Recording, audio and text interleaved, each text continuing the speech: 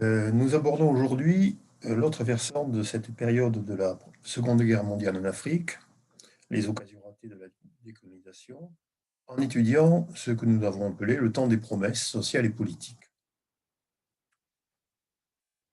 Le temps des promesses, c'est en réalité autant des promesses sociales liées au changement, l'accélération des changements que connaissent les sociétés coloniales africaines durant la Seconde Guerre mondiale, que des promesses politiques qui sont effectivement des annonces et des évolutions politiques attendues ou espérées. Pour aborder cette question, nous reviendrons sur cette image assez emblématique de la fin de la guerre en Afrique, le défilé des régiments de l'armée coloniale britannique à Nairobi. Ce qui nous intéresse cette fois-ci, ce n'est pas le défilé en tant que tel, mais plutôt le public.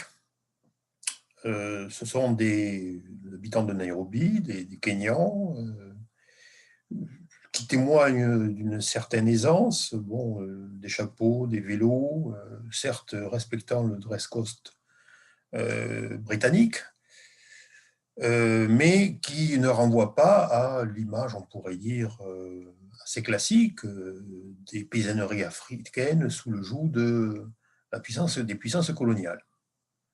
En réalité, dans ce public, on a différentes catégories sociales qui ont émergé dans les années 30 et qui ont surtout sont apparues d'une façon importante, au moins dans les villes, dans les années 40. Alors, ce sont des auxiliaires ou des intermédiaires de la colonisation, des domestiques, des salariés, mais des groupes sociaux ou des nouvelles figures qui sont promues par la guerre. En premier, les engagés et les anciens combattants. Le temps des promesses, c'est donc la reconnaissance et voire la décoration de ces engagés. Alors, je vous rappelle qu'ils étaient 1 350 000, qui se sont engagés dans les armées coloniales, britanniques, françaises, belges, et qui ont participé à toute une série de conflits, ce que nous avons vu la semaine dernière, fait la fois précédente.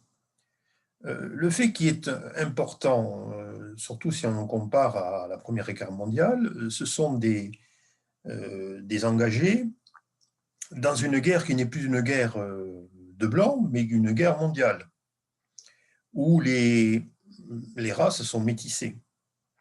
Et ça, c'est un élément qui est important. Alors, nous avons là deux images assez classiques de la reconnaissance de l'engagement militaire des Africains. Alors, soit c'est un tirailleur africain qui est décoré par le général de Gaulle, soit c'est un officier de l'armée britannique, un Nubien, je pense vous en avoir parlé, c'est une ethnie qui a été mise en évidence par l'engagement militaire. Le phénomène, on pourrait être intéressant et qui est maintenant particulièrement étudié par les historiens, c'est que ces engagés viennent de toutes les catégories sociales et même en majorité viennent de catégories inférieures de la société, des sociétés africaines.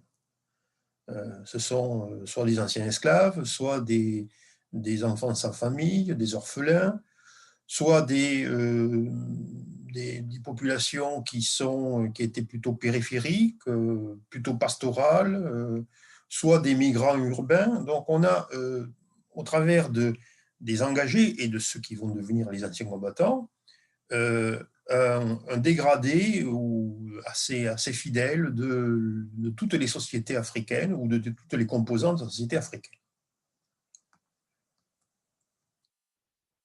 Ces anciens combattants jouent un rôle important et vont jouer dans les années 40, 50, 60 et même jusqu'à nos jours, même s'il y a eu un changement générationnel, un rôle important dans l'évolution sociale. De par leur influence, ils pèsent considérablement dans les sociétés africaines et dans l'évolution politique, dans la mesure où ils seront soit les partis pris de la colonisation, soit au contraire les partisans de l'indépendance. Donc, nous avons là affaire à une catégorie sociale qui, certes, restent limités en nombre, mais qui pèsent considérablement sur l'histoire dès la Seconde Guerre mondiale, et bien sûr encore plus au moment de la décolonisation.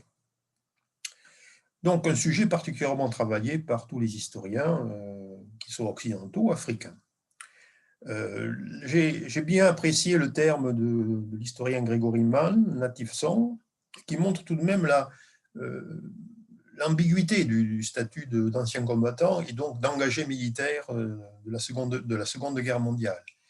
Ce sont les enfants des natifs, mais ce sont aussi les enfants et les frères des soldats, c'est-à-dire des soldats occidentaux. Donc ils sont dans une situation, on pourrait dire, d'intermédiaire parfait, puisqu'ils participent, ou ils ont participé à la guerre, et ils vont, dans le cadre de leur reclassement, participer à l'administration coloniale, ou du moins une partie.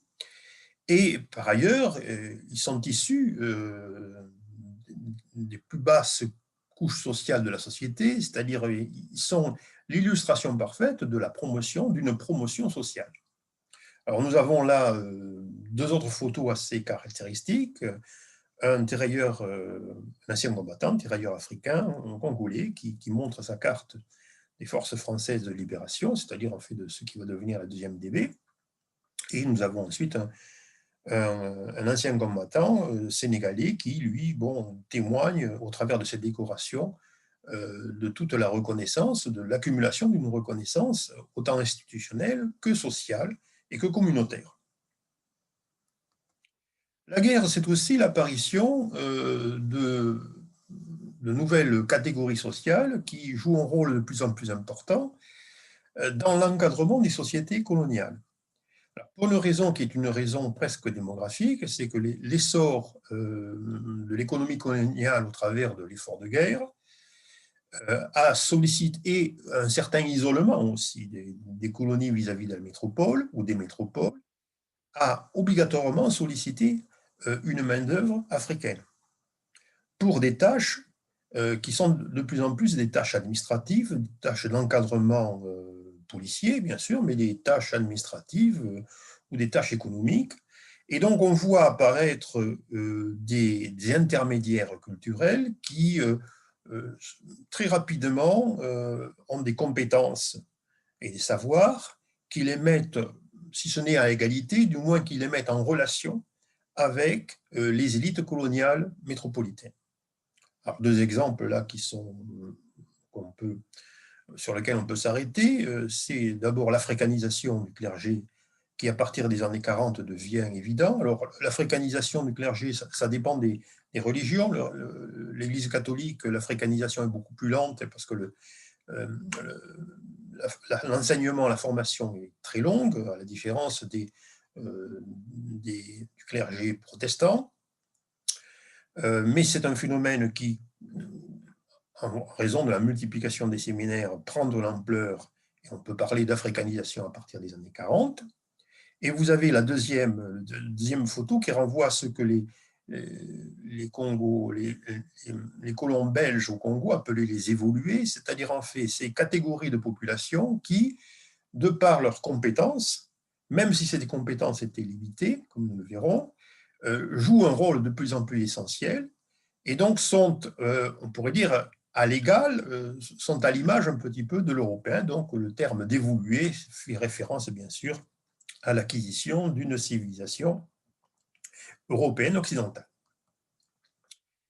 Mais ce n'est pas que les anciens combattants, ce n'est pas que l'encadrement des évolués. On voit également apparaître une classe ouvrière africaine, alors toujours pareil, pour les mêmes raisons, c'est-à-dire que la demande est forte en raison de la guerre, et on fait appel à une main-d'œuvre africaine dans les mines, dans les usines, dans les plantations.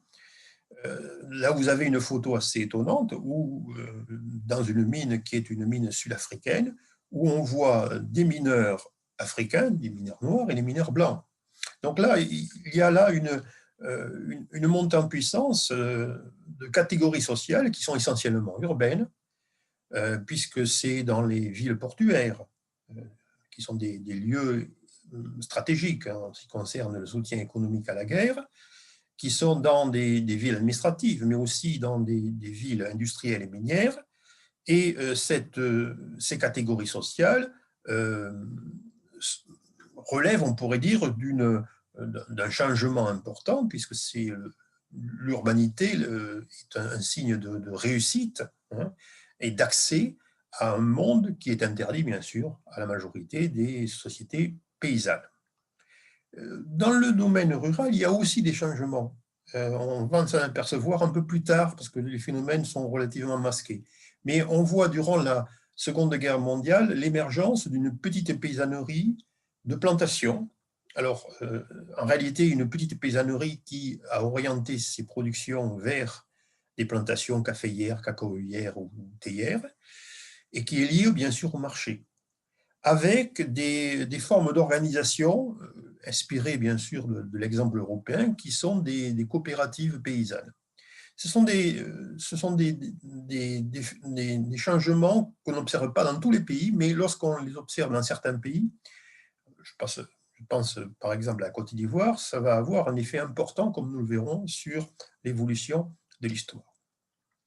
Fait marquant dans l'émergence de ces nouvelles catégories sociales, le fait que ces catégories sociales changent de statut et ont conscience de cette promotion.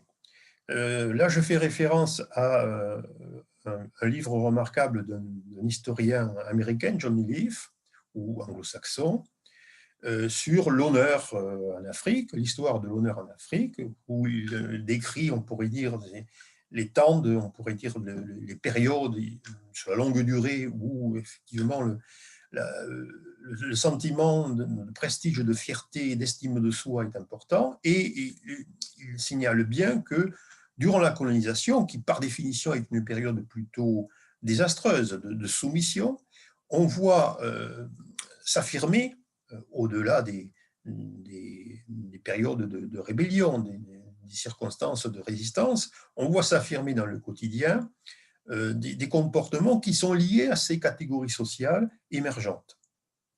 Et que la guerre, avec ses contraintes d'organisation, ces contraintes économiques, ont du moins favorisé l'émergence. Autre moment important de la Seconde Guerre mondiale, c'est l'apparition d'une élite africaine. Alors avec toujours, pareil, la même réflexion, la même analyse entre deux, on pourrait dire, deux tendances. Est-ce qu'on a affaire à une élite de circonstances qui est apparue en fonction essentiellement de la faiblesse de l'encadrement colonial métropolitain, ou est-ce qu'on a affaire à une élite qui, très rapidement, va pouvoir revendiquer une position sociale, quitte à devenir une contre-élite.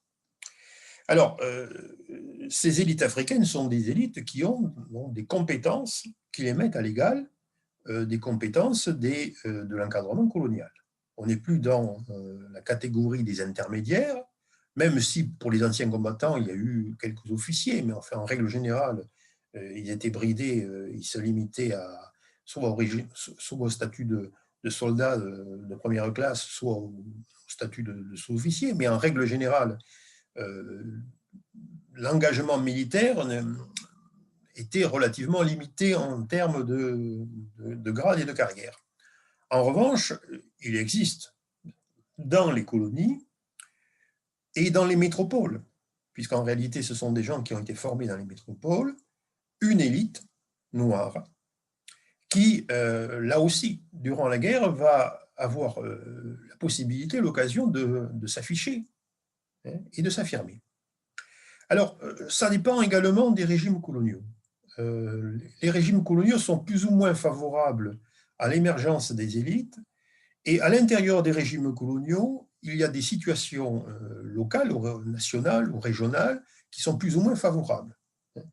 Mais en règle générale, dans l'Empire français, parce qu'il y a ce discours sur l'assimilation et la civilisation qui ne reste pas qu'un discours, qui est aussi une mise en pratique, il y a une volonté de faire faire accéder ou de promouvoir une élite africaine, souvent au travers d'un cursus qui est un cursus métropolitain, et qui a des compétences en ce qui concerne les connaissances, les savoirs.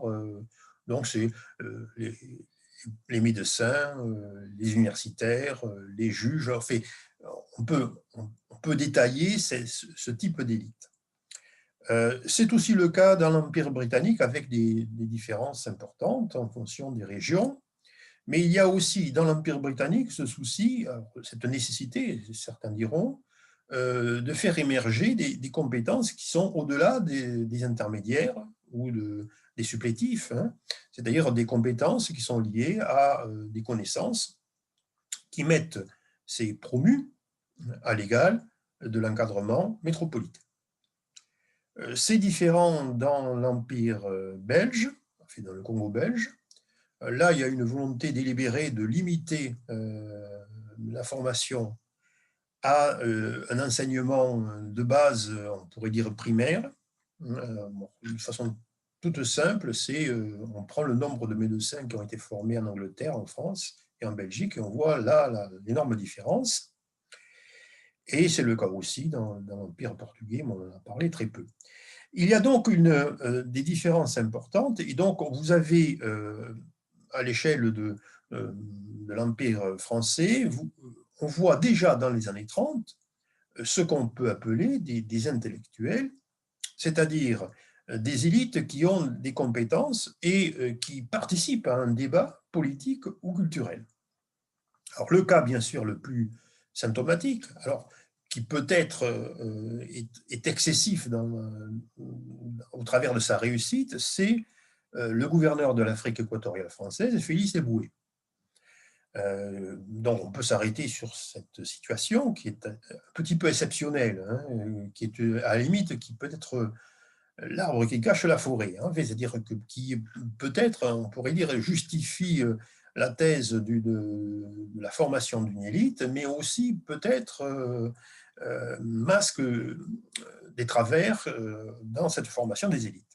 Alors Félix Éboué d'abord est un Guyanais qui a fait sa formation en France et qui, d'une façon assez classique, va faire l'école coloniale. Donc on est dans un cursus très français. Alors vous avez là une photo de Félix Éboué en 1944, juste avant sa mort. Alors Félix Éboué est tout de même un personnage clé parce que c'est la réussite de Gaulle en Afrique, il la doit à Félix Éboué. Hein. De tous les gouverneurs de Madagascar, d'Indochine ou d'Afrique occidentale française, tous ces gouverneurs sont restés fidèles à Vichy. Seul le gouverneur de l'Afrique équatoriale française a décidé de faire sécession. Donc là, on a un personnage qui est un personnage important, mais qui a été décisif dans l'histoire militaire, l'histoire de la Seconde Guerre mondiale en Afrique. Formation à Bordeaux, avec d'ailleurs une photo assez intéressante, qui est, bon, il était membre d'un club de football à Bordeaux dans les années 1910.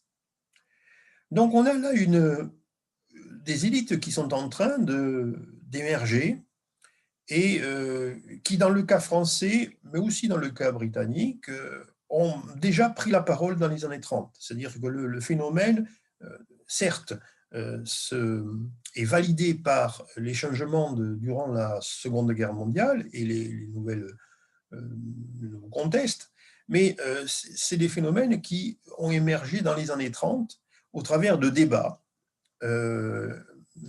où on voit apparaître des intellectuels qui parlent entre autres de la négritude, qui parlent entre autres de l'assimilation, dont certains envisagent une transition politique, voire même une indépendance, et qui se retrouveront non pas au pouvoir dans les années 40, mais dans les allées du pouvoir colonial dans les années 40. Alors on peut s'arrêter sur un de ces intellectuels, le plus connu, mais en fait, ce qui m'intéresse dans ce cas précis, c'est peut-être de parler d'une autre histoire une histoire plus originale que celle qui est connue, c'est bien sûr Léopold Sédar Senghor. Alors, c'est l'intellectuel type parfait. On pourrait dire que c'est presque la réussite pour certains de l'Empire colonial français, puisque c'est un agrégé de grammaire latine, un haut fonctionnaire, puis un député, puis un homme politique, puis un président. Là, je voudrais plutôt m'arrêter sur une période de sa vie qui coïncide avec la Seconde Guerre mondiale. D'abord, il s'est engagé durant la campagne de France, il a été fait prisonnier et il a fait partie de ces fameux fronts Stalag. Nous avons là 2 photos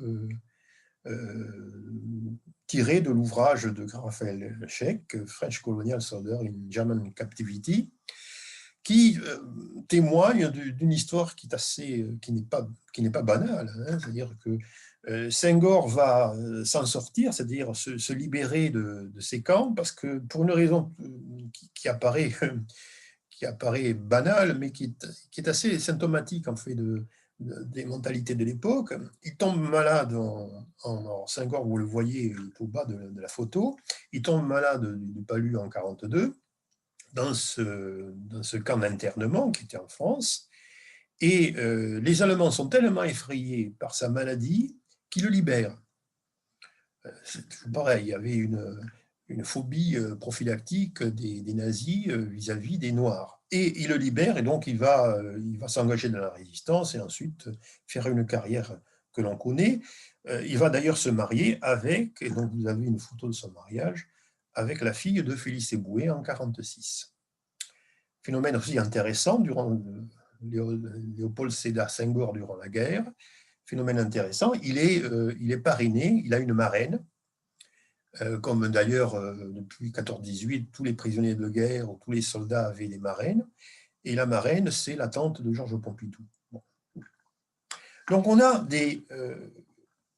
peut s'arrêter sur des cas, hein, mais c'est un phénomène social, ce n'est pas une situation exceptionnelle. On a l'émergence d'une élite africaine qui a une vision différente, ou disons qui a une expérience différente des Blancs, de la société blanche, de la métropole, de l'Occident. Ça, c'est un élément qui, aujourd'hui, est de plus en plus mis en évidence par les recherches. Des historiens qui, bien sûr, utilisent des sources qui sont des sources des lettres, de la correspondance, des photos, des récits, donc des sources qui permettent d'amplifier, on pourrait dire, la connaissance en la rendant peut-être plus complexe. Ces engagés militaires, ces intermédiaires culturels, cet encadrement africain, et bien sûr, ces élites, ces intellectuels, ils ont connu d'autres Blancs que les Blancs de la colonie. Et ça, c'est un élément qui est important. Si vous voulez, la guerre, c'est aussi la rencontre des Africains avec, on dirait, les Européens ou les Blancs. Alors, vous avez différentes photos que l'on peut piocher dans Internet, puisque c'est un sujet qui est particulièrement étudié maintenant de façon presque patrimoniale, commémorative. Et donc, on a des photos où on voit des soldats africains désengagés entretenir des relations avec des hommes, des femmes blanches, et entretenir des relations qui sont des relations fraternelles, amicales, parfois curieuses. Alors, vous avez là plusieurs photos, donc une photo de maquisards au sein desquels on voit un soldat africain, des soldats africains qui parlent avec une femme avec son enfant dans les bras. Bon, on pourrait dire des choses très quotidiennes, mais qui ont marqué les consciences. C'est-à-dire les récits que l'on collecte chez les anciens combattants, il y a toujours des épisodes qui reviennent en permanence. Par exemple, le fait qu'ils pouvaient aller boire et manger dans des restaurants ou dans des bars avec des Blancs. Le fait qu'ils pouvaient aller danser, aller dans les dancing. Les colons belges sont effrayés de voir les les militaires, les engagés de la force publique, quand ils reviennent au Congo, revendiquer des droits qu'ils ont acquis de par leur expérience. C'est-à-dire ils veulent aller au dancing. Non pas des danses africaines qui sont des danses collectives, mais non, des danses presque européennes, des danses de couple. Donc ça, c'est des expériences qui sont importantes, avec parfois des choses assez étonnantes. Vous avez là une photo d'un terrier africain qui est photographié avec un petit chien blanc. Bon, c'est pas terrible, si ce n'est que c'est une enquête qui a été faite en Bretagne, dans une région où il y avait un camp d'internement de prisonniers africains, et ces prisonniers africains vont se disperser à partir de 1942 dans ces cantons. Et donc, en réalité, c'était la première fois que ces Bretons rencontraient un Noir. Donc, il faut dire que la surprise, elle est importante pour les Africains qui découvrent une autre société, qui n'est pas aussi autoritaire, qui n'est pas aussi distante que dans leur pays, une autre société blanche.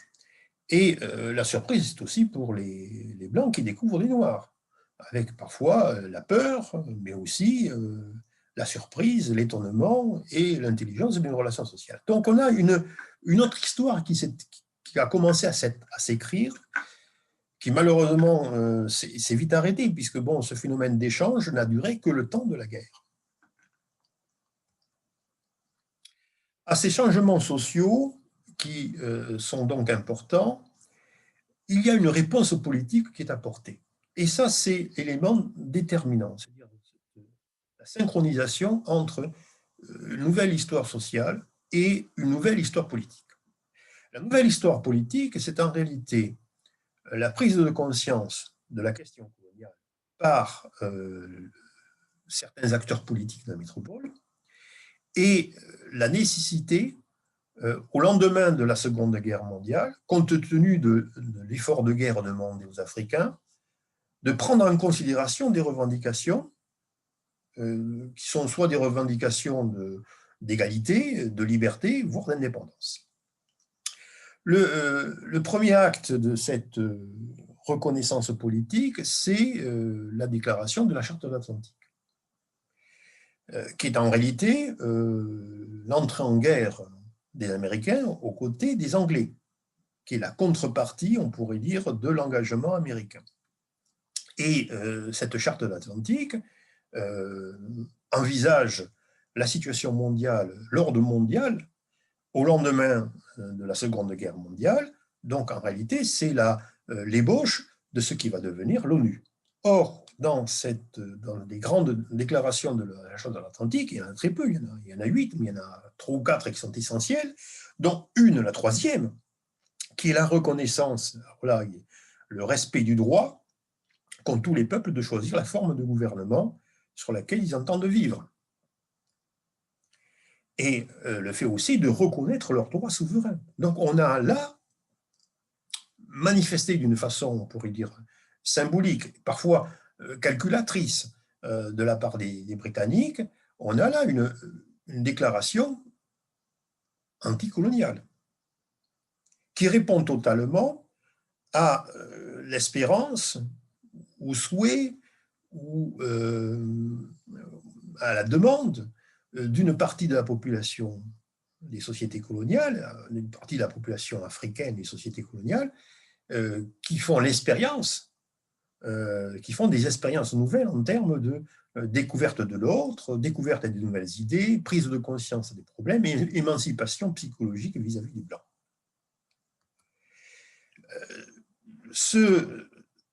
Cette ouverture politique se décline dans les différents empires, et donc vous avez, dans le cas par exemple de l'Empire français, ou du moins de l'Empire français gaulliste, vous avez ces promesses qui sont faites, alors qui sont faites en 2 temps, et qui sont faites d'une façon très spectaculaire, en janvier-février 1944, lors de la conférence de Brazzaville. Lors de la conférence de Brazzaville, le discours de De Gaulle est très clair. Alors, il a été fortement organisé, préparé par Plévin. Plévin, vous l'avez sur la photo, assis à la gauche, à la droite du général de Gaulle. C'est la proclamation de la fin de l'indigénat, c'est la reconnaissance de la citoyenneté entière. Donc il y a une égalité de droit qui est reconnue entre Français de France et Français d'Afrique. Et on reste toujours dans la logique de l'assimilation. C'est-à-dire qu'il y a cette idée que on n'est pas dans une vision de l'indépendance, si ce n'est qu'il y a une transition politique qui est souhaitée, et déjà on échafaude quelque chose qui pourrait réunir l'Afrique et les métropoles. Donc on voit dans le cas français le projet de l'Union française, dans le cas britannique c'est le projet qui se met en place du Commonwealth, et dans le cas belge, c'est le projet d'une communauté belgeo-congolaise. On ne parle plus de Congo belge. Alors, nous avons là un discours qui est très intéressant, mais qui est en fait un discours, quand on le regarde bien, plutôt en direction de l'administration coloniale blanche.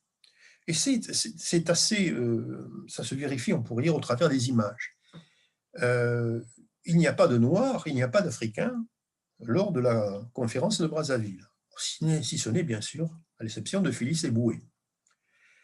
En réalité, De Gaulle, peut-être une constante dans ses stratégies politiques, avait compris que le blocage était en ce qui concerne l'administration coloniale. Et donc, il fait un discours aux Africains qui ne sont pas présents, mais qui vont écouter le discours et qui vont automatiquement l'utiliser comme référence. Mais il fait un discours surtout à l'administration coloniale qu'il a regroupée, puisque en 1944, toute l'Afrique est gaulliste. Toute l'Afrique et l'océan Indien est gaulliste.